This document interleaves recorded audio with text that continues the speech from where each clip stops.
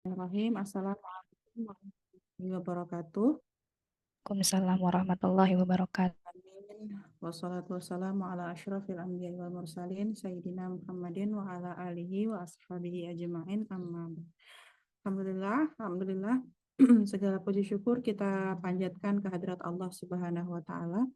Allah Ar-Rahman yang memberikan begitu banyak rahmat bagi kita. Juga Allah Al-Fattah ya yang membukakan jalan dari banyak ilmu bagi kita semua, dan semoga Dia Allah Al-Alim senantiasa melimpahkan ilmunya kepada kita sehingga kita tertunjuki di jalan yang lurus, di jalan yang Allah ridhai. Amin ya rabbal alamin. Salawat serta salam kita haturkan kepada junjungan alam Nabi Muhammad Sallallahu Alaihi Wasallam, uswah hasanah kita yang sedikit demi sedikit ya, dan semoga tetap dalam kondisi istiqomah yang terbaik. Kita menapaki ya jalan yang beliau wasiatkan ya, jalan yang beliau wariskan kepada kita semua. Bil khusus dengan memurojaah kitab Adabul Islam fi Nizamil Usrah ini, semoga kita benar-benar dimudahkan oleh Allah ya untuk mendapatkan syafaat dari Rasulullah Shallallahu Alaihi Wasallam di yaumil hisab kelak ya. Amin ya rabbal alamin. Kita buka majelis murojaah kita pagi ini dengan membaca umul kitab serta sholawat kepada Rasulullah Shallallahu Alaihi Wasallam.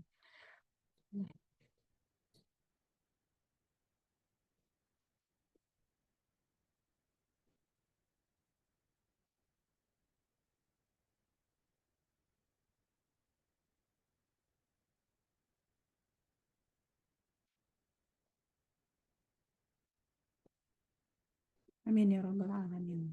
Ya. Sekarang kita mau masuk di aurat ini ya, pembahasan auratun nisa, indan nisa'i wal maharim itu ya, di antara para perempuan serta mahramnya. Tapi sebelum ke sana ya, Tata ingin ya bukan mereview ya, tapi mungkin semacam menyimpulkan sedikit dari bahasan kita pekan lalu ya, tentang tentang pembagian aurat ya. Ada aurat fis shalah sama aurat kharijah shalah gitu ya. Di dalam posisi atau momen kita sedang sholat dan di luar kita sholat. Kalau kemarin itu kan di dalam sholat memang ada perbedaan-perbedaan ya antar mazhab. Walaupun kalau untuk wajah tidak ada perbedaan ya.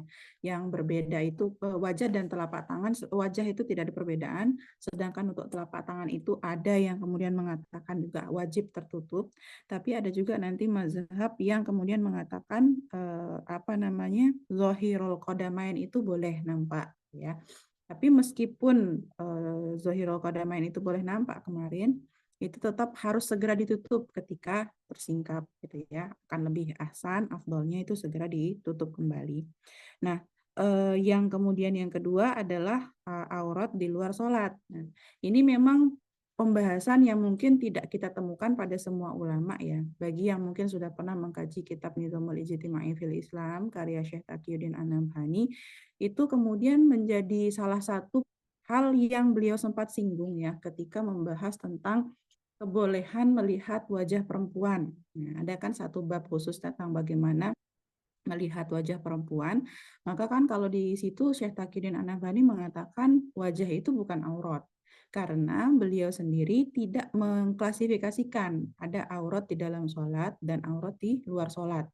Jadi aurat itu ya aurat gitu ya, itu berlaku ketika sholat maupun di luar sholat. Adapun memang hujah yang dipakai oleh para ulama atau kemudian mazhab yang mengadopsi adanya aurat di luar sholat, itu rata-rata kemudian adalah syubhatud dalil kalau kemudian menurut Syekh Taqiyuddin An-Nabhani ya, yang kemudian disandarkan pada kekhawatiran akan fitnah gitu ya, atau kemudian pembacaan terhadap dalil-dalil yang sebenarnya sama tapi mengambil kesimpulan yang berbeda. Dan ini adalah sesuatu yang memang khilafiyah yang diperbolehkan ya, diperkenankan gitu. Memang ada part ijtihadiyah, karena dari sisi dalil-dalil yang mengungkapkan tentang hal itu ya, misalnya salah satunya hadis ketika Al-Fadl melihat perempuan itu ya saat berboncengan dengan Rasulullah dan di atas unta, itu memang ulama berbeda dalam penafsirannya ya. Maka yang kemudian mengatakan saat itu Al-Fadl tidak boleh melihat wajah si perempuan karena perempuan itu sedang tidak menutup wajahnya, ya kesimpulannya di luar sholat wajah itu harus ditutup gitu ya. Tapi kalau kemudian ulama yang mengambil kesimpulan dari hadis tersebut bahwa yang haram itu adalah pandangannya Al-Fadl, sebagaimana yang pernah kita bahas ya, makanya wajahnya dipalingkan, maka tidak sampai pada kesimpulan wajah perempuan itu wajib ditutup ya, atau kemudian di sini sampai kalau di kitab ini kan mu'alif kitabnya mengatakan hatal wajihi wal kafain itu termasuk aurat sehingga di luar sholat harus ditutupi. Ya ini sekaligus menjadi apa ya tambahan Sakofa sekaligus tambahan semangat bagi kita ya untuk kemudian semakin mendalami ya terus mendalami khazanah keilmuan Islam, tidak kemudian mencukupkan ya pada satu pandangan saja atau satu pendapat saja, apalagi kemudian berpikiran sempit bahwa hanya pendapat yang kita adopsi saja yang ada dalam Islam ini gitu ya, yang kemudian berbeda dengan kita itu berarti salah gitu ya. Tidak selalu begitu jika memang itu adalah sesuatu yang termasuk dalam ranah khilafiyah atau memang para ulama itu mukhtalaf ya apa dalil-dalilnya itu adalah dalil yang mukhtalaf ada perbedaan di dalam pemahamannya. Nah, hanya saja memang ketika kita itu dalam konteks belajar ya. Tapi kalau dalam konteks mengamalkan ilmu tentu mengamalkan fikih tentu kita harus mentabani ya, harus memilih salah satu di antara sekian banyak pandangan ulama atau pandangan di mazhab-mazhab yang ada, yang mana yang akan kita aplikasikan pada diri kita ya. Dan tentu panduannya itu adalah kita memilih yang paling kuat dari sisi dalilnya, yang paling tepat pembacaan akan faktanya, dan yang kemudian dalam proses istinbatnya itu benar-benar kuat mengaitkan antara fakta dengan dalil-dalil yang ada gitu ya. Jadi pemahaman terhadap fakta itu sangat luar biasa. Ya kita tidak bicara masalah bahasa Arab dan lain sebagainya karena kalau ulama mujtahid ya pasti penguasaan bahasa Arabnya luar biasa gitu ya. Nah, kita mungkin masih dalam posisi bertaklid gitu ya, tapi berupayalah untuk kemudian memahami kenapa sih ya ulama itu kemudian menyimpulkan hukumnya A, hukumnya B, hukumnya C gitu ya. Jadi ini memang kembali kepada kita. Tapi kalau tata pribadi memang yang tata tabani itu adalah mengikuti pandangan sebagaimana yang ada dalam kitab Nizamul Ijtima'i fil Islam tadi ya, karya Syekh Taqiyuddin An-Nabhani, bahwa tidak ada perbedaan aurat seorang perempuan baik di dalam sholat maupun di luar sholat gitu ya. Perkara mau pakai niqab gitu ya, mau menutupi wajah silahkan gitu ya. Karena kemudian dia bukan aurat, jadi terserah gitu ya, mau dibuka atau mau ditutup silahkan gitu ya, boleh ya mubah hukumnya seperti itu. Oke, tidak ada diskusi untuk dua subbab yang kemarin sebelum kita lanjut. Ya, tafadhol watifillah bagi teman-teman yang ternyata kemarin punya pertanyaan belum terjawab kecuali Kasinta ya pertanyaannya akan dibahas insya Allah di bab-bab ini atau berikutnya ya. Kemarin kan ya, pertanyaannya. Sepertinya belum ada Mbak Ta, mungkin kita lanjut saja ya. Kita lanjut dulu ya. Ya. Jadi mu'alif kitab ini kemudian membagi ke jenis yang ketiga ya, atau kategori yang ketiga, auratun nisa indan nisa'i wal maharim gitu ya. Auratnya perempuan di hadapan sesama perempuan, juga di hadapan mahramnya ya. Tentu yang kita maksudkan mahram di sini adalah orang-orang yang haram dinikahi ya, laki-laki yang kemudian haram dinikahi oleh si perempuan atau haram menikahi perempuan tersebut ya, baik kemudian nanti mahram karena sebab nasab gitu ya, atau kemudian nanti mahram karena sebab pernikahan atau karena sebab persusuan gitu ya. Amma indan nisa'i wal maharim, adapun di hadapan para perempuan dan juga mahram-mahramnya gitu ya, fala yajibu alaiha, maka tidaklah wajib atas para perempuan illa satru ma baina surati warukbati, kecuali hanya menutup ya apa-apa yang ada di antara pusar dan lutut. Hadza huwal wajibu, ini adalah yang wajib. Lakin adabul Islam ya, akan tetapi adab Islam yaqdi an la tazhara amama maharimiha, itu tetap membatasi atau kemudian memutuskan untuk tidak boleh menampakkan di hadapan para mahramnya illa wa alaiha, kecuali atas para perempuan itu tadi siyabuhal kamilatu, pakaiannya itu sempurna ya. fi ihtisyamin wa waqarin, ya, dalam kesempurnaan yang seperti apa, yakni sopan dan dia itu disegani. Li'annal insana, karena sesungguhnya manusia, insanun, ya, itu tetap manusia, mahma kana, ya, bagaimanapun keadaannya. Wa idza da'ufa dinuhu, dan jika lemah agamanya manusia itu, wa qallat muru'atuhu, dan kemudian kecil, ya, dari sisi peduliannya, wa taghallabat alaihi syahwatuhu, dan kemudian syahwatnya itu menguasai atas dirinya, lam yubali bimahromiyatin wala qarabatin, maka dia akan abai terhadap yang namanya mahramnya maupun kerabatnya, ya. Jadi di sini sebenarnya dijelaskan hukum secara umumnya gitu ya, atau kemudian fikih secara umumnya seperti apa. Ternyata selama dia itu kemudian perempuan, atau kemudian seseorang itu adalah mahram kita, misalnya bapak kita, saudara laki-laki kita gitu ya, keponakan laki-laki kita gitu ya, atau kemudian siapa ya, Pak D ya, kalau kemudian orang Jawa itu kan ada paman, ada Pak Le, ada Pak D gitu ya. Itu kemudian kita tidak wajib untuk kemudian menutup aurat sebagaimana ketika kita keluar rumah atau membahas seperti aurat di luar sholat tadi gitu ya. Yang wajib ditutupi itu hanyalah sebenarnya apa-apa yang ada di antara pusar dan lutut ya. Maka pusar dan lutut. Nah, ini pun ada perbedaan pendapat ya antara pusar dan lutut itu apakah sesuatu yang ada di bawah pusar dan di atas lutut, atau pusar dan keseluruhan lutut itu termasuk ya. Maka pendapat yang lebih ihtiyatnya gitu ya, itu adalah pusarnya dan lututnya itu pun termasuk dari aurat, sehingga ya harus ditutupi gitu ya, bukan kemudian di bawah auratnya itu tidak masalah diperlihatkan, atau misalnya pakai apa ya, kita ya kadang mungkin pakai celana gitu ya, celana yang sampai lutut, atau pakai daster ya, kadang kan agak ngatung tuh ya, tersingkap sedikit misalnya sampai lutut. Nah itu sebenarnya harusnya lutut juga ditutupi gitu ya. Dan inilah yang kemudian wajib ya, benar-benar wajib. Atau kemudian itu yang kemarin sempat dibahas di mazhab Maliki itu ya, sebagai aurat besar itu ya, yang kemudian memang wajib, sangat-sangat wajib untuk ditutupi. Kalau di laki-laki ya bahkan kan kemudian ini menjadi batasan aurat ini ya ketika sholat gitu ya. Nah, tapi meskipun wajibnya seperti itu ya, adab Islam kan tidak, sebenarnya kita jarang sekali melihat ya praktek-praktek di kalangan generasi salaf atau kemudian kalangan orang-orang yang solih gitu ya, untuk kemudian mengambil batas yang paling minimal itu ya. Yang wajib itu kan adalah batas paling minimal gitu ya. Maka adab Islam ya berarti sesuatu yang lebih baik gitu ya, atau kemudian lebih diutamakan adalah ketika kita tidak menampakkan sesuatu ya di hadapan mahram kita, kecuali pakaian kita itu memang dalam keadaan sempurna ya.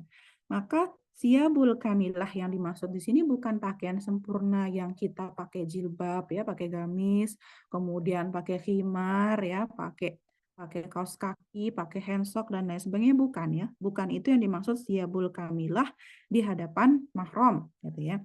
Siabul kamilah yang dimaksud di hadapan mahram itu adalah adanya kesopanan serta penjagaan agar mahram kita itu tetap segan kepada kita gitu ya.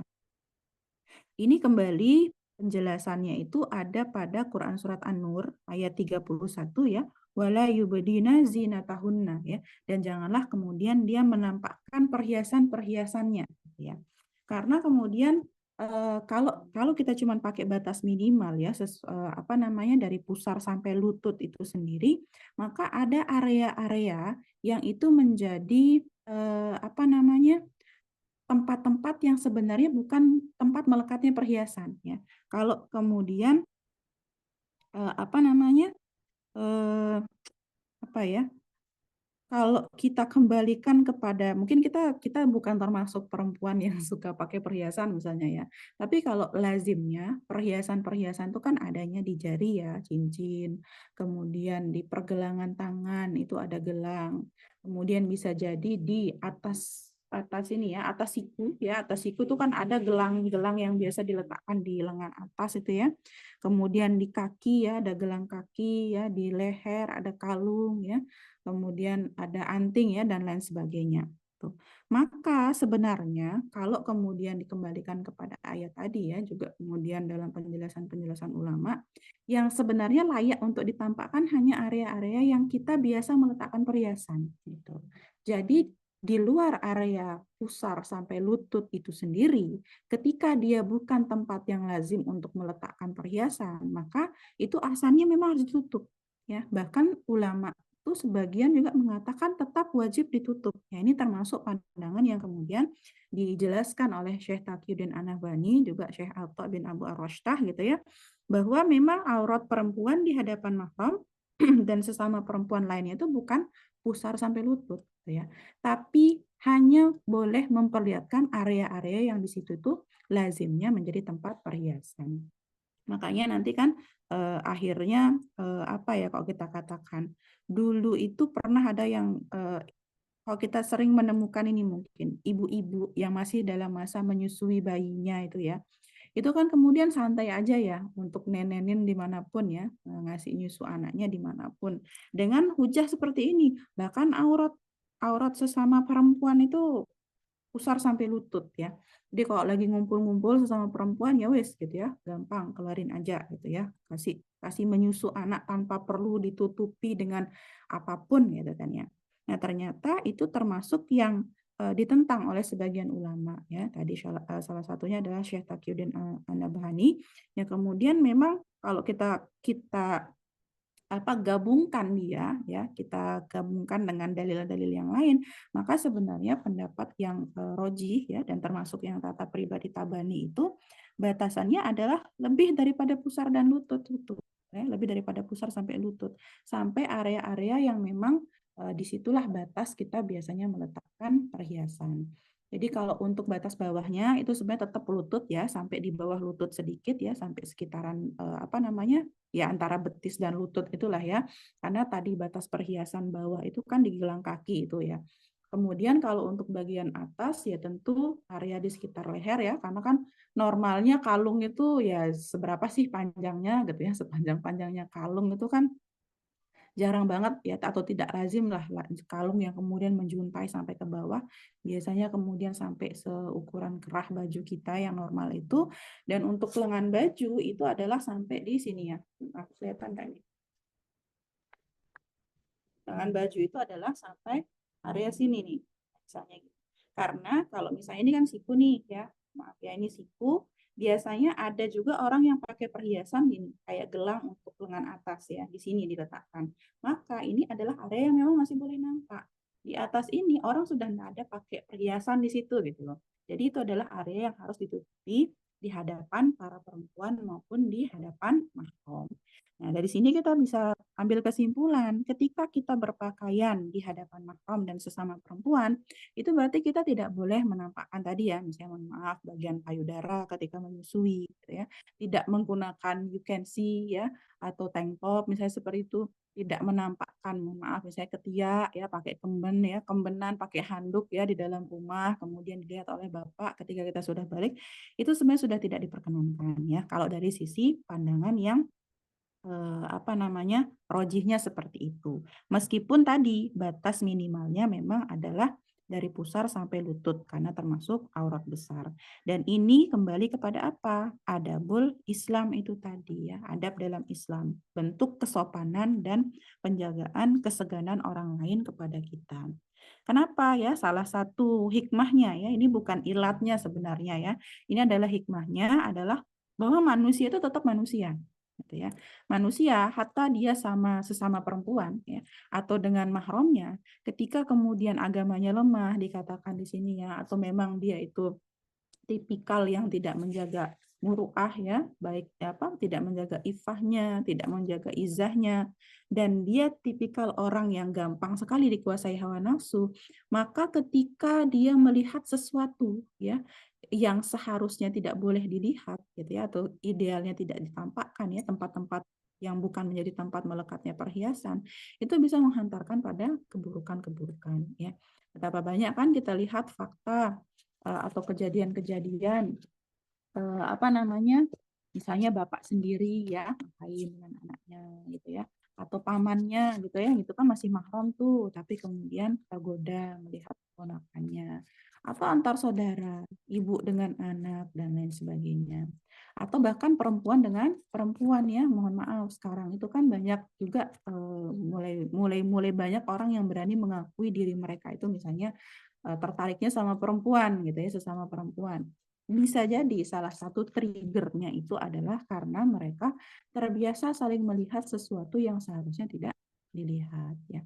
Kalau kemudian kita kembalikan kepada konsep tarbiyah jinsiyah ya, atau tahzibul jinsiyah sebagaimana yang pernah kita singgung sebelumnya, memang pada anak-anak itu tidak ada aurat ya, belum ada konsep aurat gitu kan ya.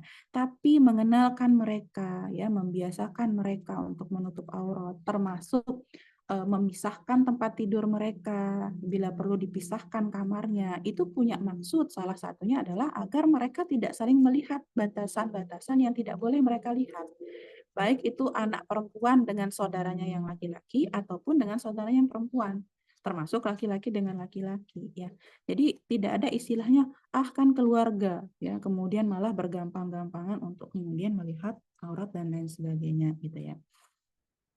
Seperti itu gitu ya.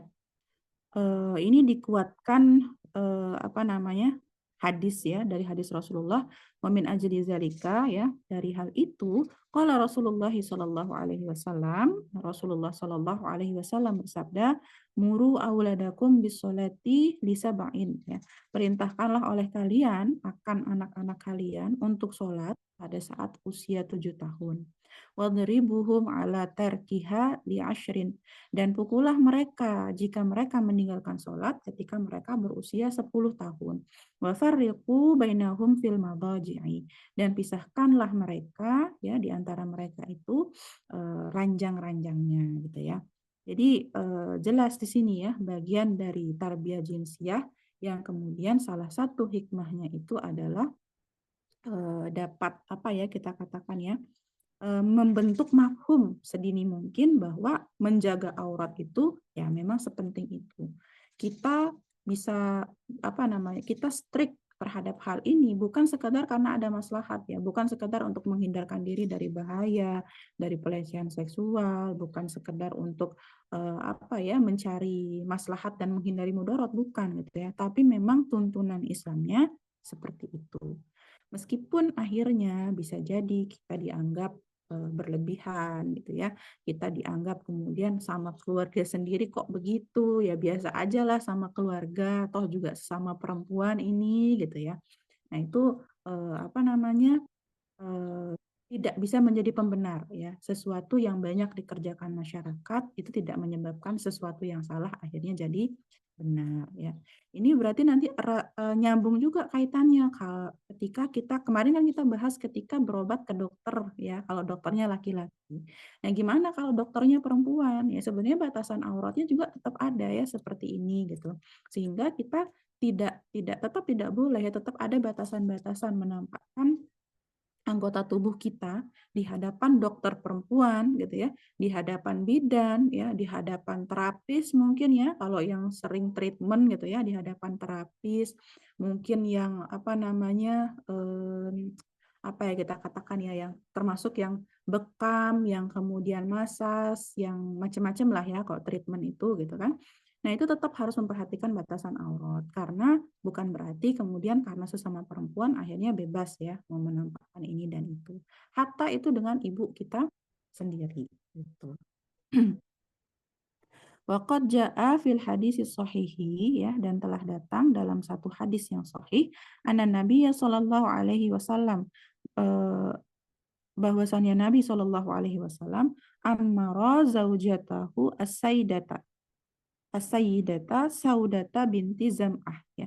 Rasul itu memerintahkan istri beliau yakni Sayyidah Saudah binti Zam'ah antah tajiba min akhiha, untuk kemudian menghijab dirinya dari saudara laki-lakinya, ya, ba'da an alhaqahun nabiyyu sallallahu alaihi wasallam, setelah bahwasannya Nabi sallallahu alaihi wasallam itu menetapkan saudara laki-lakinya itu bi abiha, ya, itu kepada bapaknya Sayyidah Saudah gitu ya, dinasabkan kepada bapaknya Sayyidah Saudah atau kepada Zam'ah gitu ya, nama bapaknya kan Zam'ah ya, Zam'ah li'annahu wulida ala firashihi, karena sesungguhnya saudara laki-lakinya Bunda Saudah itu dilahirkan atas ranjang bapaknya, min amatihi, oleh budaknya, jariyatihi, yakni budak perempuannya. Waqala sallallahu alaihi wasallam, dan Rasul bersabda, al-waladu lil firashi, ya, orang tua itu atau bapak itu adalah pemilik ranjang. Walil ahiri al hajaru, dan bagi pezina itu kemudian apa namanya, al hajaru ya, batu ya, batu ya, dan bagi para pezina itu adalah batu, maksudnya dirajam ya. Wahtajibi minhu ya Saudah, ya, dan hijabilah dirimu darinya wahai Saudah, ya. Kenapa kemudian Rasulullah memerintahkan apa namanya, kepada istri beliau ya Bunda Saudah ini untuk menghijab diri? Menghijab ini artinya menutup ya, tidak boleh dilihat, bukan sekadar menutup wajah, ini bahkan kemudian menghijab, memberikan batasan ya, tidak boleh kemudian menampakkan diri di hadapan saudara laki-lakinya gitu ya. Kenapa kemudian seperti itu ya? Kalau tidak salah kita pernah singgung sedikit di beberapa bab sebelumnya. Jadi ceritanya saudara laki-lakinya Bunda Saudah ini awalnya itu semacam diperkarakan gitu ya. Ada dua pihak yang memperkarakan, yakni Utbah bin Abi Waqqas sama saudaranya Bunda Saudah ya. Itu kemudian sama-sama mengatakan bahwa ini adalah saudara mereka.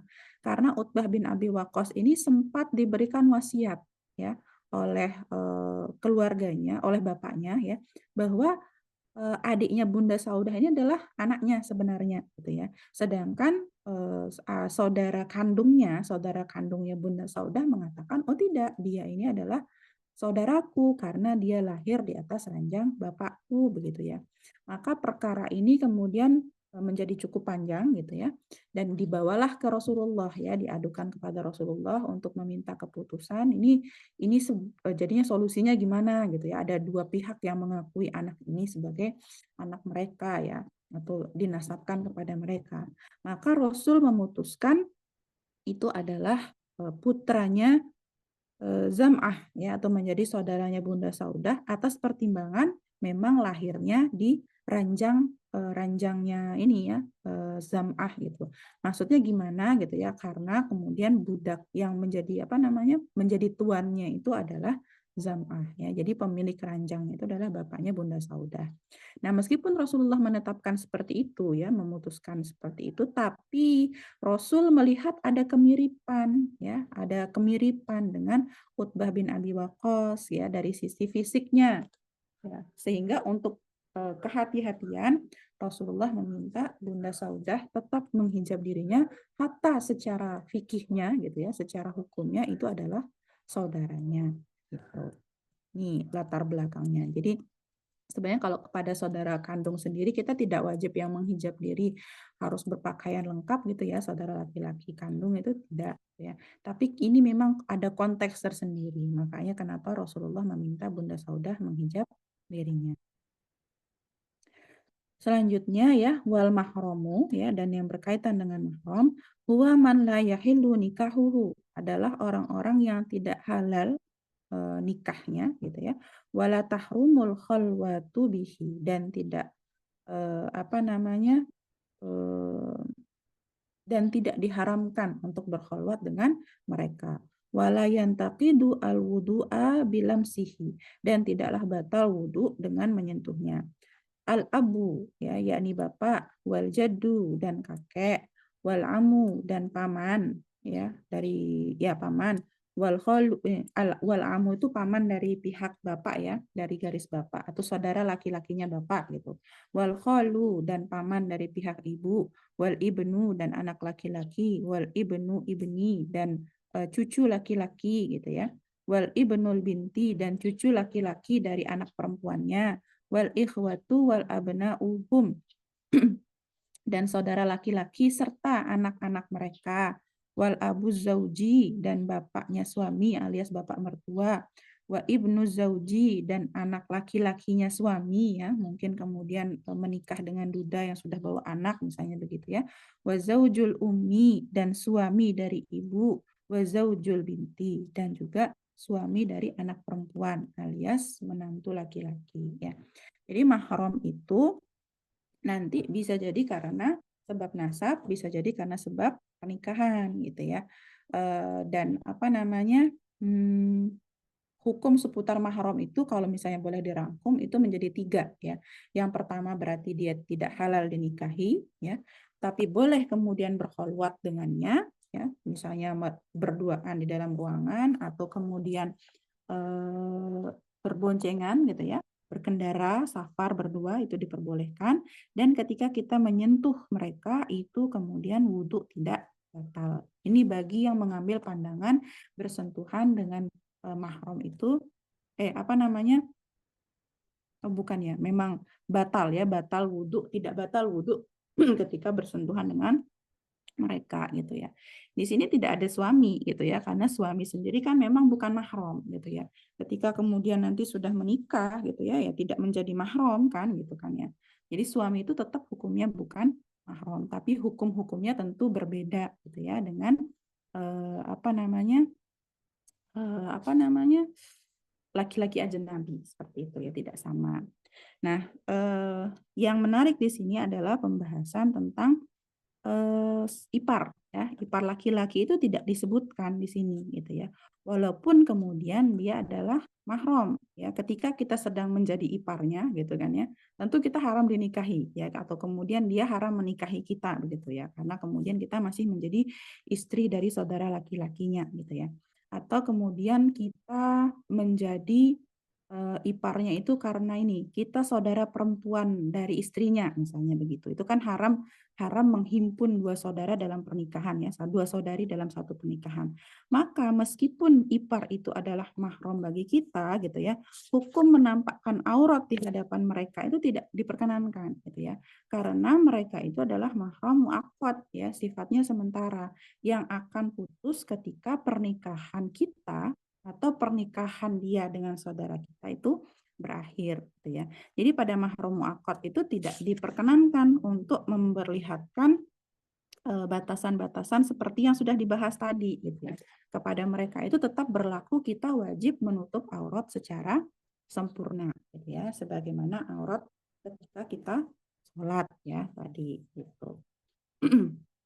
Sedangkan yang disebutkan di sini gitu ya, yang disebutkan tadi yang dari bapak, kakek ya, paman dan seterusnya itu adalah mahram mu'abbad istilahnya ya, baik karena sebab nasab maupun pernikahan, tapi selamanya mereka akan menjadi mahram kita gitu ya. Kemudian wayahrumu birodoi ya, dan juga yang diharamkan karena sebab rodoah atau persusuan, mayahrumu bin nasabi ya, adalah apa-apa yang diharamkan dengan nasab ya. Jadi misalnya ada ibu A ya, dia kemudian menyusui seorang anak laki-laki gitu kan, maka anak ini kan menjadi menjadi anak persusuan ibu A itu tadi ya. Maka hukum yang berlaku itu nanti adalah sama seperti ini, karena ibu A itu kan diposisikan seperti ibunya dia gitu ya. Maka nanti apa namanya, apa ya kita katakan ya, anak perempuan ibu itu ya, atau kemudian bukan, lebih pasti mungkin begini, kalau ibu A ya menyusui apa namanya, seorang anak perempuan gitu ya, maka nanti anak perempuan ini menjadi anak persusuan ibu A sekaligus suaminya ya. Jadi kemudian nanti si anak A ini atau perempuan ini ketika mungkin dia sudah balik ya, dia boleh mendapatkan apa namanya, seperti yang dibahas di awal tadi, di hadapan suami ibu A, di hadapan kemudian anak laki-lakinya ibu A, karena sama jalurnya itu kayak nasab tadi yang disebutkan di awal itu, di paragraf atasnya ya. Wal atfalu asigharu, dan anak-anak yang masih kecil, alladzina lam yatli'u ala auratin nisa'i, yang mana mereka itu tidak memahami atau tidak mengetahui atas auratnya perempuan, la ba'sa, ya, tidak mengapa, bihamlihim wa taqbilihim, ya, untuk menggendong mereka dan mencium mereka, wa dukhulihim alal ajnabiyati, dan keluar masuk, ya, atau kemudian di rumah mereka, keluar masuk di rumah ini atau di ruangan mereka, kamar mereka, orang asing gitu ya, wal iftilai bihim, dan berduaan juga dengan mereka. Jadi kalau anak-anak yang kemudian, misalnya kita perempuan ya, kemudian ada anak-anak kecil ya, yang termasuk atfal ya, termasuk usia sigor, itu berarti belum mumayyiz di sini ya. Itu boleh kita gendong, boleh kita cium ya, boleh kemudian kita berduaan, kita boleh masuk misalnya ke kamarnya, ya, dia juga misalnya boleh masuk kamar kita gitu ya, dalam kondisi hanya berduaan, kemana-mana berdua, itu tidak masalah ya, termasuk kemudian tadi menampakkan aurat kita misalnya ya di depan mereka, tentu aurat yang tadi diperbolehkan itu. Jadi kalau sudah mumayyiz ya, sudah bukan tiflun lagi ya, itu yang kemudian harus dilakukan pembatasan ya, sudah harus menutup aurat secara sempurna. Batasannya apa mumayyiznya itu gitu ya? Apakah ada batasan usia? Sebenarnya kalau batasan usia seperti yang pernah kita singgung ya, lazimnya itu di usia 7 tahun. Tapi di sini ada tambahan keterangan ya, kapan kemudian dia itu masih boleh melihat gitu ya, ketika dia memang belum paham tentang aurat perempuan. Jadi kalau dia sudah paham aurat perempuan, dia sudah tahu mana perempuan yang cantik, mana yang tidak cantik ya, sudah bisa mendefinisikan cantik tidak cantik ya, itu sebenarnya sudah tidak termasuk atfalus sighar itu gitu ya. Dia sudah mumayyiz untuk urusan aurat gitu ya. Sehingga kita para muslimah harusnya berpakaian sempurna ya, menutup aurat di hadapan mereka. Dan ini ya berlaku untuk semua anak-anak mumayyiz ya yang belum balik, yang memang bukan mahram kita ya. Misalnya siapa gitu ya, keponakan gitu ya, keponakan tapi bukan dari saudara kita ya, yaitu keponakannya suami misalnya gitu ya, atau kemudian anaknya tetangga, anaknya teman kita, itu kan bukan mahram tuh, misalnya dia sudah usia 9 tahun, nah itu tuh harus kemudian kita tutupi aurat dengan sempurna gitu. Kemudian lanjut dulu ya, kita selesaikan.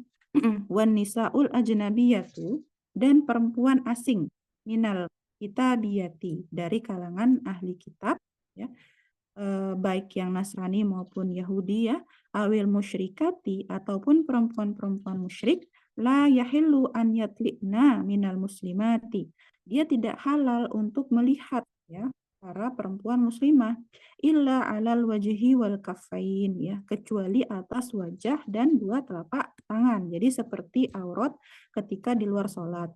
Wa ma yazharu ghaliban indal mihnati, dan apa-apa yang terbiasa atau umum nampak ketika dia bekerja ya. Wa qala ba'dul ulama'i, dan sebagian ulama berkata, la ba'sa bi itla'in nisa'i ya, tidak mengapa menampakkan para perempuan ya, ba'dihinna ala aurati ba'din ya, atau kemudian perempuan ya melihat aurat sebagian perempuan, illa ma yajibu satruhu anil mahrami, kecuali apa-apa yang wajib ditutup di hadapan mahram ya, berarti batasnya sama nih kalau awalnya gitu ya, wa huwa ma baina surati wal rukbati, dan itu adalah apa-apa yang ada dari pusar serta lutut, atau di antara pusar dan lutut. Fa in kanal kafiratu zimmatan ya, dan jika orang itu atau perempuan itu dia adalah perempuan kafir ya, kafir zimmi, au muharibatan, atau kafir harbi, khabisatal isyrati, yang dia itu kotor pergaulannya atau buruk pergaulannya, qalilatal hayai, dan sangat sedikit atau bahkan tidak ada rasa malunya, tasifu li ahliha kullama tarahu minan nisa'i, yang dia kemungkinan besar akan menceritakan kepada keluarganya setiap apa-apa yang ia lihat dari para kalangan perempuan kita ya, perempuan muslimah maksudnya, fala yahilu an Toli'a min zalika ala syai'in, maka tidak halal ya menampakkan dari hal itu, yakni aurat-aurat itu apapun bentuknya. Balil ihtijabu anha, bahkan ya kita harus menghijab diri dari mereka, yakunu asyadda minal ihtijabi, dengan penghijaban yang sesungguhnya ya banget gitu ya, an ahlil afafi minal muslimina, lebih-lebih lagi ya penjagaannya ketimbang penjagaan kita terhadap laki-laki muslim yang bisa menjaga diri. Artinya apa? Ketika itu adalah perempuan kafir ya, perempuan kafir, baik yang ahli kitab maupun musyrik gitu ya, itu sebenarnya batasannya sama ya, aslinya dengan perempuan yang muslim ya, seperti dibahas di bagian sebelumnya tadi.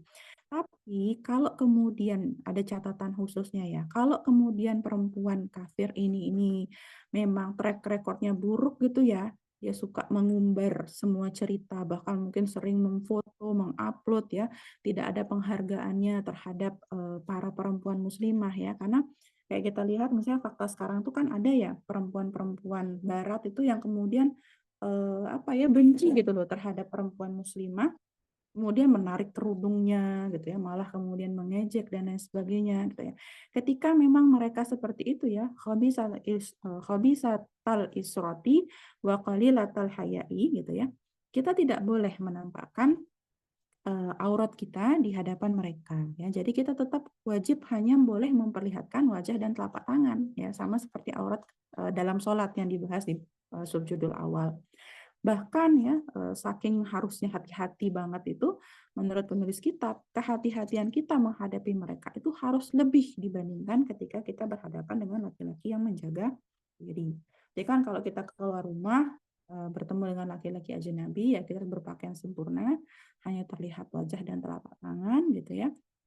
Tapi kalau di hadapan mereka ya perempuan-perempuan kafir yang memang buruk tadi perangainya itu, penjagaannya harus lebih ya. Bisa jadi ya dengan kita eh, kurangi betul interaksi dengan mereka ya. Bila perlu kemudian kita tutupi wajah kita ya, tidak berlama-lama interaksi dengan mereka untuk menghindari mereka membuka ya fakta seputar aurat maupun kecantikan para perempuan muslimah pada keluarganya maupun pada masyarakat secara umum ya. Oke, itu silahkan kalau ada yang mau didiskusikan dulu. Ya, tafadhol awatifillah. Afwan Mbak Tah, si Alfian dulu ya. Mbak Tah, tafadhol sebelum tafadhol awatifillah. Bagi awatifillah yang mau bertanya untuk tadi subbab tentang kita dengan mahram ya, posisi perempuan dengan mahram. Ternyata memang ya harus dijaga sekalipun itu mahram kita ya. Kan kita ngerasa kalau dia mah mahram ini suka, kadang ada ya pandangan bahwa kita bisa seenaknya gitu. Ternyata memang masih ada batasannya. Sekalipun di kitab dijelaskan hanya dari pusar sampai lutut, ternyata kan memang bisa mengajarkan ada luar biasa ya. Ya, dari Awatifillah ada yang mau didiskusikan untuk subbab ini? Itu ada Mbak Tika angkat tangan. Raise hand. Insya Allah. Tafadhol Mbak Tika.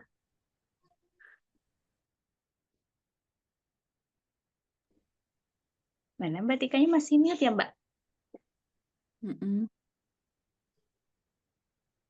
Oh ya, belum dibuka Mbak Tika. Oh ya, udah.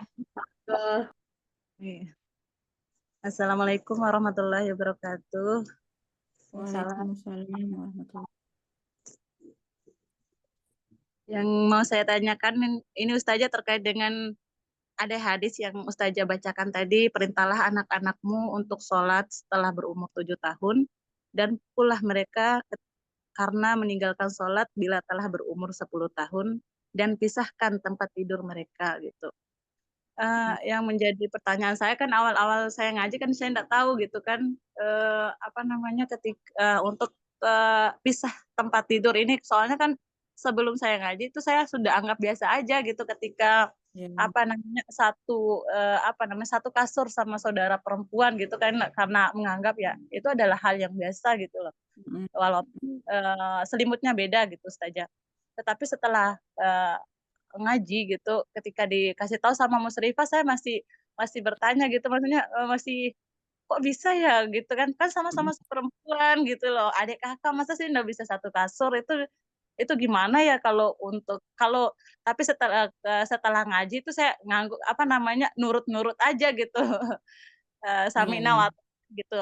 Tapi ketika saya menjelaskan kepada saudara saya sendiri gitu, mungkin misalnya kan adik saya kan dia sudah berkeluarga, ketika dia nginap di Mm-mm. rumah itu kadang ngerasa gimana ya, kok kenapa sih nggak mau tidur barengan gitu kan saudara gitu loh, walaupun satu apa namanya beda beda beda selimut gitu. Saya Mm-mm. apa ya, saya masih masih susah untuk menjelaskan di situ karena belum belum pemahamannya Ustazah gitu, masih belum apa Iya. namanya, masih merasa kesusahan untuk menjelaskan di situ Ustazah. Mm-mm. Itu Jadi, aja Ustazah. Tata izin ambil ini sebentar ya. Kebetulan kemarin baru ikut daurah yang membahas tentang itu. Biar Tata kutipkan dari kitabnya. Tak ambil catatan bentar ya.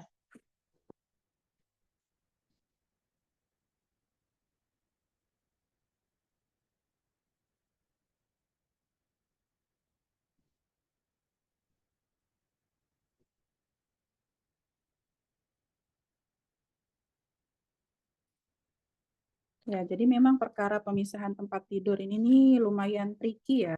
Tricky-nya tuh karena apa? Karena pertama, itu keluarga kita banget ya. Jangankan sama saudara perempuan, sama ibu sendiri pun kan sebenarnya seperti itu. Ya. Kita sama ibu kita. Ya.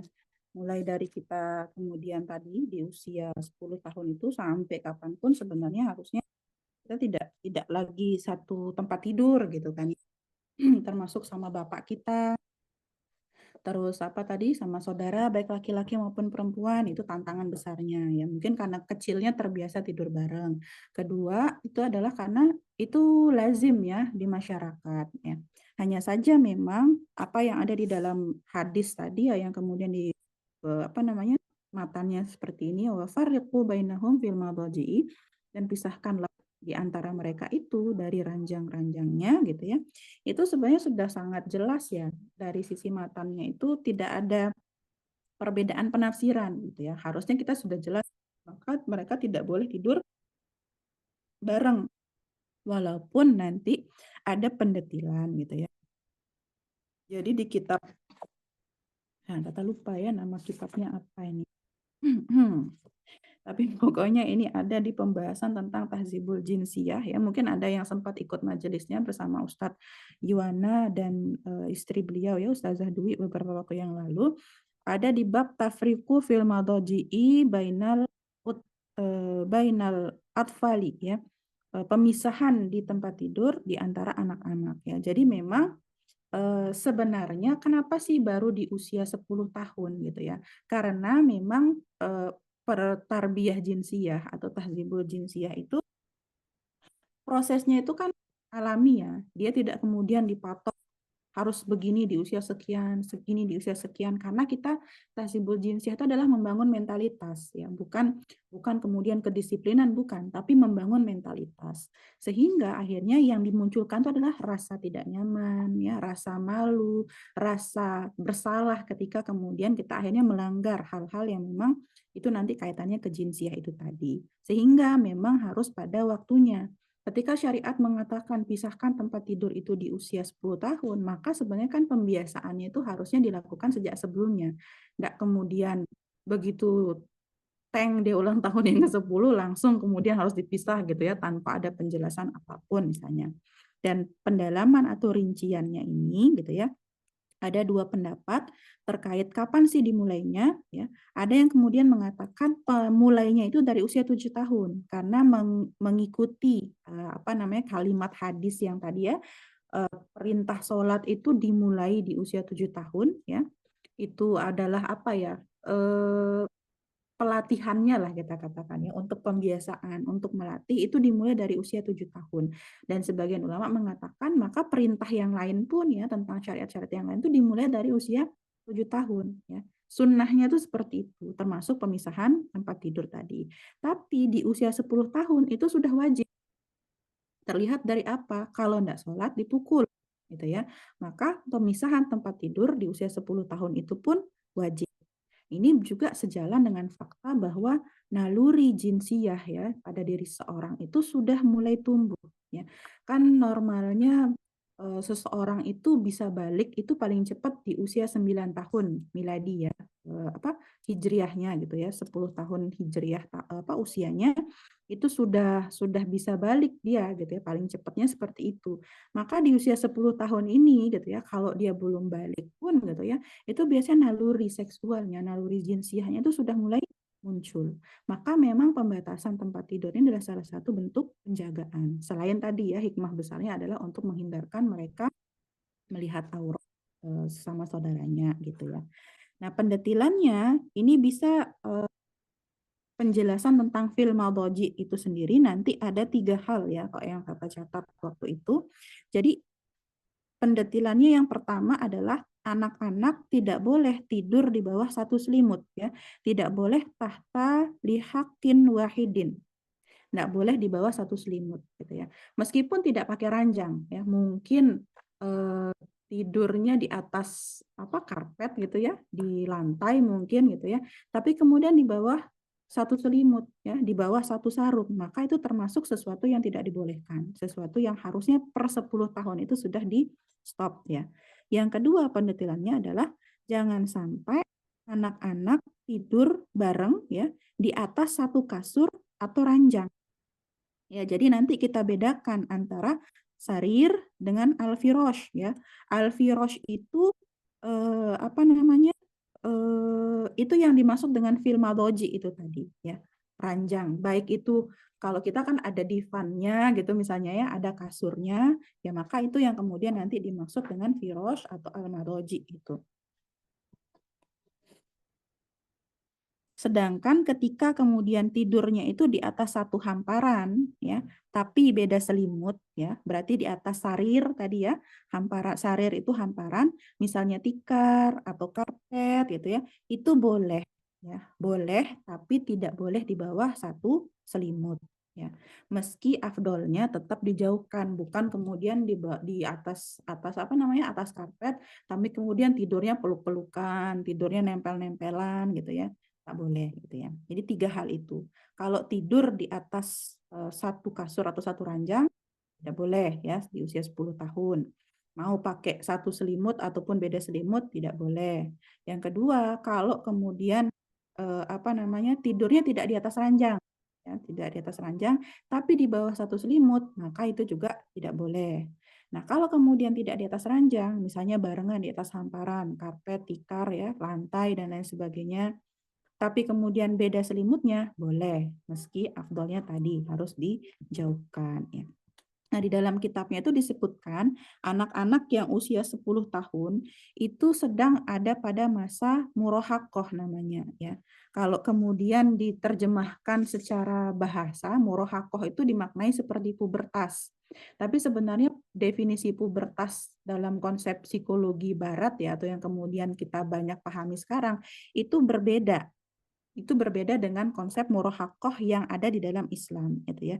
Jadi murohakoh pubertas kalau di dalam kapitalisme atau kemudian psikologi barat itu kan masa-masa mereka itu dimaklumi ya katanya karena sedang mencari jati diri dan lain sebagainya.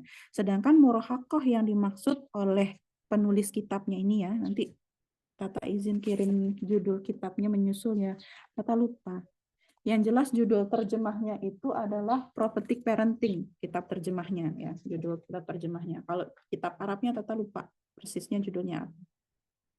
Nah, kalau yang dimaksud oleh mu'alif kitab tersebut, murahakoh itu adalah masa ketika anak-anak itu memang sedang berkembang aspek jinsiahnya. Tuh. Sehingga butuh penjagaan, ya, butuh penjagaan. Bahkan tanpa ada penjelasan-penjelasan tentang murahakoh tadi ya, dalilnya itu sudah terlalu jelas gitu loh, mengatakan di usia 10 tahun itu fariqu bainahum fil madaji, harus dipisah.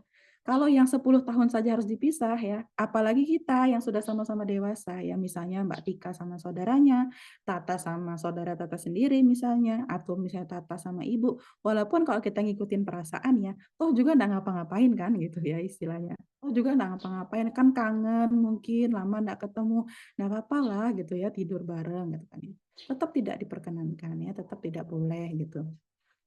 Yang sering jadi satpam Tata kalau lagi pulang kampung itu ya abinya Fatih gitu ya. Abinya Fatih itu tahu banget tuh. Tata juga begitu, kebiasaan sebelum ngaji itu ya tidurnya barengan gitu ya. Bahkan bukan cuma sama saudara perempuan, sama ibu, sama bapak. Itu kita biasa tidur bareng gitu kan dari kita kecil. Tapi begitu ngaji ya berusaha di stop gitu ya. Nah, kalau lagi pulang kampung itu abinya Fatih itu yang kemudian wanti-wanti gitu ya. Oh, enggak boleh tidur bareng gitu ya. Kalau ngobrol-ngobrol jangan sampai ketiduran gitu ya di atas kasur. Kan kadang ngobrolnya itu sambil main sama para bocil itu kan nanti lama-lama kadang enggak sengaja ketiduran. Nah, itu diwanti-wanti betul gitu. Atau kadang Tata tidur di kamarnya tapi tidur pakai kasur di lantai ya, dia yang di atas. Nah, maka dari sini sebenarnya apa ya kalau kita katakan eh, menjadi tantangan tersendiri sebenarnya bagi keluarga muslim. Tantangan tersendiri dalam hal apa? Menyiapkan dirinya dan keluarganya untuk keluar dari kebiasaan-kebiasaan yang ada di masyarakat yang tidak sejalan dengan syariat gitu. Sekaligus tantangan bagi para orang tua untuk menyediakan fasilitas tempat tidur yang tidak bertentangan dengan syariat juga gitu ya. Kalau salah satu guru tuh sampai kemudian menasihati ya, kayaknya jangan beli kasur besar-besar gitu ya. Buat apa itu kasur king size ya, apalah namanya gitu yang lebarnya 2 meter kali 2 meter misalnya. Kalau juga yang maksimal bisa tidur di situ itu cuman 2 orang ya, suami istri gitu kan misalnya. Atau kemudian suami istri plus anaknya mungkin yang masih belum belum usia 10 tahun tadi atau belum usia 7 tahun. Selebihnya kan nggak bisa rame-rame gitu. Bahkan ketika mereka belum menikah ya cuma sendirian gitu tidurnya. Jadi kasur kecil lah gitu ya. Kalau belum bisa difasilitasi dengan kamar yang berbeda ya dengan kasur yang berbeda. Nah, makanya di sini kemarin tuh Tata sempat merenung gitu ya, merenung betapa sulitnya kita mengaplikasikan hadis yang terlihat sederhana ya, wa fariqu bainahum fil madhaji ini, pisahkan tempat tidurnya, tapi seringkali yang terjadi adalah muncul dilema-dilema karena faktor ekonomi. Ya enggak gitu ya. Pertanyaan yang sering sekali muncul di majelis, gimana dong Ustadz gitu ya. Ini belum ada dananya, jadi anak-anak itu masih satu kasurnya, satu kamarnya, bahkan yang perempuan sama laki ya masih gabung dan lain sebagainya. Yaitu kondisi dilematis ketika sekarang kaum muslimin memang hidup di bawah sistem kapitalisme ya yang kemudian memiskinkan untuk sekedar memenuhi kebutuhan kebutuhan ya sangat-sangat dasar ini ya, kebutuhan sangat dasar, ketersediaan tempat tidur yang memenuhi syariat saja kadang orang tidak sanggup. Mending dipakai untuk apa dulu gitu ya, daripada ya dalam tanda kutip boros di kasur, ya boros di ranjang, boros dari sisi pemisahan kamar dan lain sebagainya gitu ya. Jadi ya ini saling berkaitan lah ya satu dengan yang lainnya. Untuk mengamalkan syariat ini ternyata ke apa ya, kekuatan finansial muslim itu juga dibutuhkan gitu. Ya mungkin masih kesulitan dari sisi faktor finansial ya, semoga Allah mudahkan. Yang masih kadang eh, kadang maju mundur ya karena faktor perasaan ya, semoga Allah kuatkan juga. Tuh semoga menjawab ya Mbak Tika. Kembali ke kita aja itu, insya Allah. Amin. Amin. Dari Mbak Tika, gimana Mbak Tika? Insya Allah jazakillah khair Ustazah. Iya khair. Detail banget ya. Ternyata dari yang kita lihat seolah-olah simpel, ternyata memang harus sedetail itu gitu ya. Mudah-mudahan Allah bantu kita semua untuk bisa memenuhi seluruh syariatnya gitu ya. Dari teman-teman lain, ada yang mau didiskusikan untuk pembahasan bab ini? Sepertinya belum ada, Mbak. Kemarin pertanyaannya Mbak Sinta itu udah kejawab nggak ya? Oh iya. Kita lupa pertanyaannya apa pekan lalu.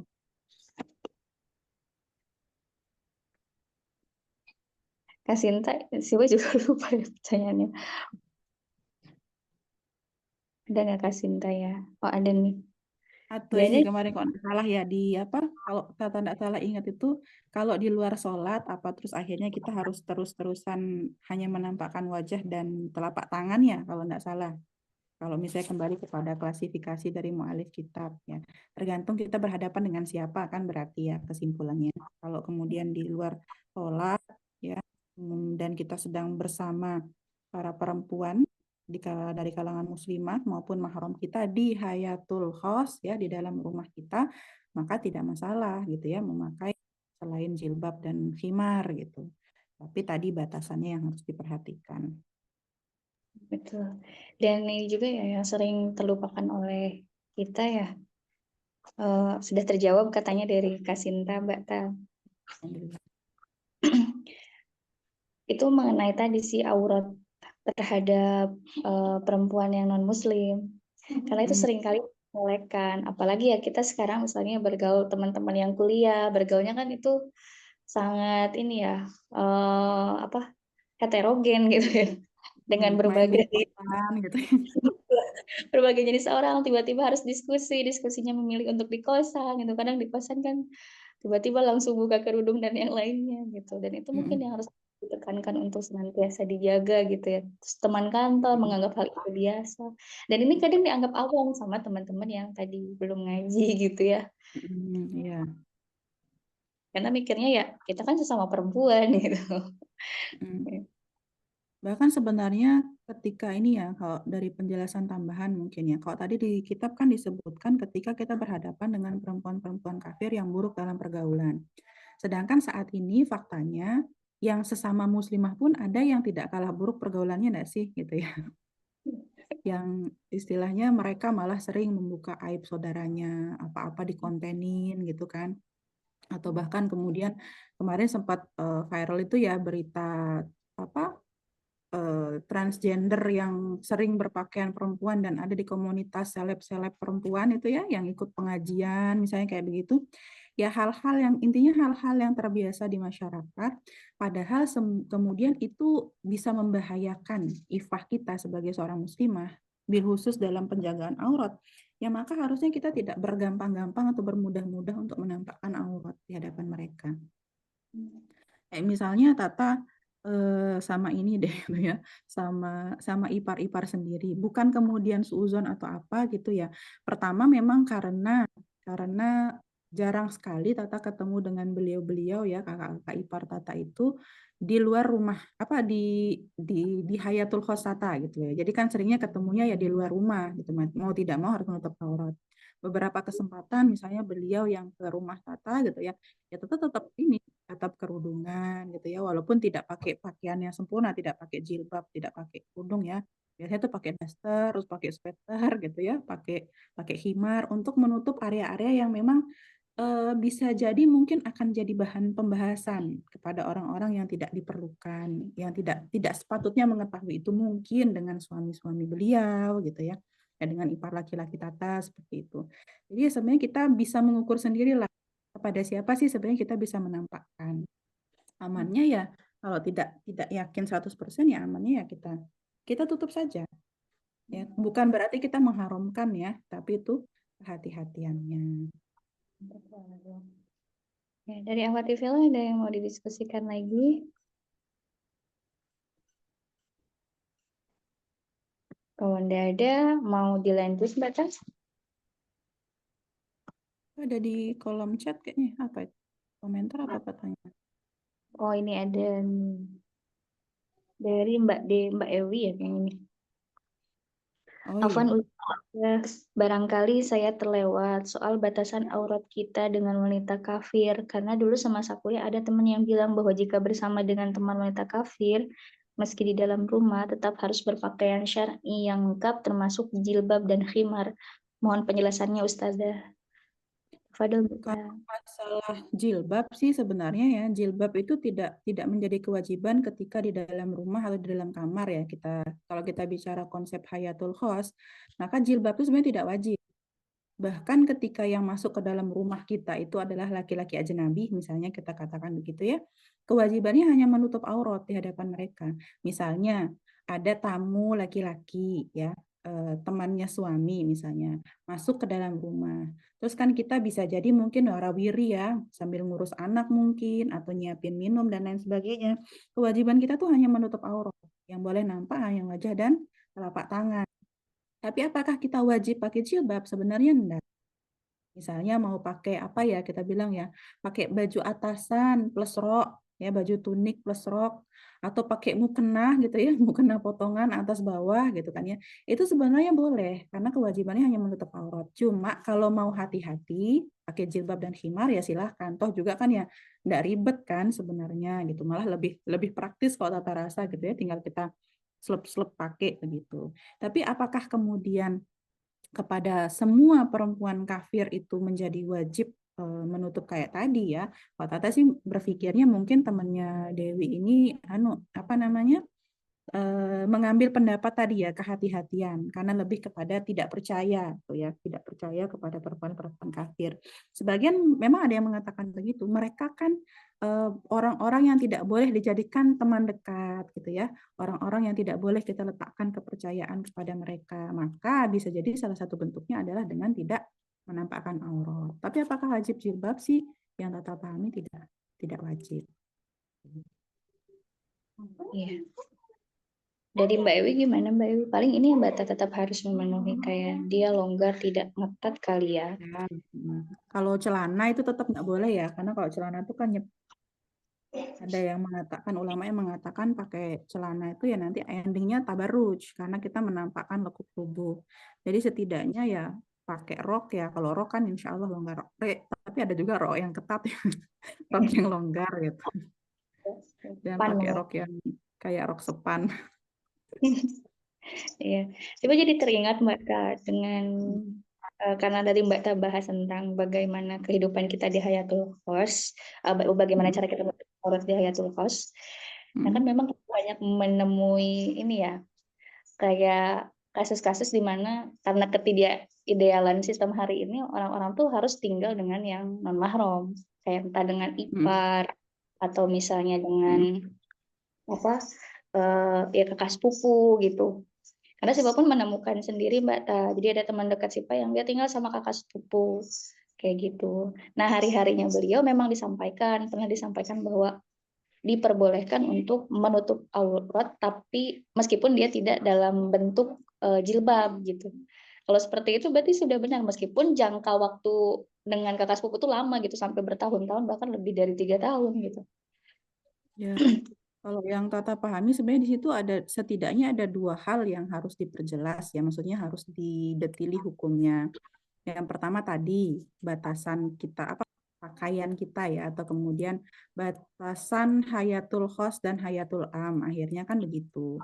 Kalau kemudian yang mengadopsi bahwa boleh tinggal serumah dengan yang bukan mahram, maka otomatis hayatul khosnya dia itu hanya kamar. Di luar itu adalah hayatul am, sehingga dia wajib jilbab sebenarnya. Yang Tata pahami ya, wajib pakai jilbab, wajib pakai gamis, khimar ketika keluar kamar. Tapi ada juga kemudian ulama yang mengatakan, dan ini adalah pendapat yang Tata Tabani juga gitu ya, insya Allah menjadi pendapat yang paling hati-hati, bahwa tinggal serumah antara yang bukan mahram ya, entah kita seorang perempuan dengan iparnya, seorang perempuan dengan sepupunya tadi ya, mungkin kan kadang ada ya yang dititipin sama orang tuanya, tinggal bareng sama orang tua kita gitu kan ya, karena sekolah di kota mungkin gitu, maka itu termasuk sesuatu yang tidak dibenarkan di dalam Islam. Karena seharusnya ada nanti ya satu buku yang membahas tentang bagaimana sih rumahnya keluarga muslim yang seharusnya. Maka yang tinggal di rumah itu harusnya adalah orang-orang yang bisa menjaga ifahnya si perempuan yang ada di dalam rumah. Berarti perempuan itu hanya tinggal dengan sesama perempuan dan mahramnya. Itu kehidupannya perempuan tuh harusnya begitu gitu. Maka ketika ada laki-laki yang bukan mahramnya di situ, ya otomatis itu sebenarnya tidak sejalan dengan Islam. Makanya ada ulama yang kemudian mengharamkan. Nah, kapan kemudian rumah itu atau tinggalnya itu dikatakan serumah? Kalau kemudian belum tentu dari sisi bangunannya sebenarnya bisa jadi satu bangunan, tapi kalau dia satu dapur, satu akses kamar mandi ya, itu dikatakan serumah dan itu akhirnya masuk kepada yang diharamkan tadi gitu ya. Ya tapi balik lagi ya kondisinya dilematis ya, kayak tadi masalah penyediaan kasur itu ya. Kadang orang gampangnya seperti itu ya, faktor tidak ada biaya juga akhirnya terdorong untuk melakukan yang seperti itu gitu ya. Makanya kefakirannya kaum muslimin di zaman sekarang ini akhirnya memunculkan peluang-peluang kemaksiatan kalau kita bisa simpulkan secara umum gitu ya. Nah, kayak tadi akhirnya tinggal bareng. Ya idealnya begitu, harusnya terpisah. Dan kalaupun ada kondisi daruratnya ya, darurat mungkin bukan tinggal bersama. Karena kalau tata pribadi pendapat tinggal bersama tidak boleh. Mungkin bertamu ya, mungkin bertamu. Kalau bertamu kan dia maksimal 3 hari sebenarnya ya menginap. Nah itu ya hayatul khosnya itu hanya kamar tempat dia menginap. Misalnya Tata ke rumahnya Syifa mungkin ya, nginep di sana bersama Fatih dan abinya misalnya gitu kan. Nah 3 hari di sana, maka hayatul khosnya Tata saat itu ya hanya kemudian kamar tempat Tata nginap itu. Ketika Tata keluar kamar, Tata wajib jilbab, wajib khimar. Tuh ya kalau yang Tata pahami. Ini karena yang tadi ketidakidealan kehidupannya. Iya. Kalau kita lihat contoh-contoh ini deh, contoh-contoh kehidupannya para sahabat. Ya termasuk bagaimana nanti ketika seorang laki-laki berpoligami ya. Itu kan salah satu bagian dari syariatnya setiap istri itu diberikan rumah yang berbeda, ya enggak? Iya. Kan tidak boleh dihimpun dalam satu rumah kan aslinya gitu. Tapi kalau dalam kondisi sangat-sangat terbatas itu kemudian boleh masih dalam satu area gitu ya, tapi tadi dipisah dapur dan kamar mandinya sehingga mereka tidak terkategori tinggal bersama. Sebenarnya begitu. Karena kan bisa jadi ya ada yang bawa anak mungkin atau ada yang nanti didatangi oleh keluarganya sedangkan itu bukan mahram dari istri yang pertama misalnya begitu gitu ya.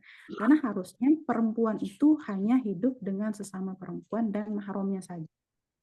Idealnya itu begitu. Iya. Insya Allah sekali ya bagaimana Islam mengatur ifah yang perempuan dan marwahnya perempuan. Ya, jazakillah khairan katsiran Mbak Ta untuk penjelasannya. Dari awatifillah yang lain ada yang mau didiskusikan?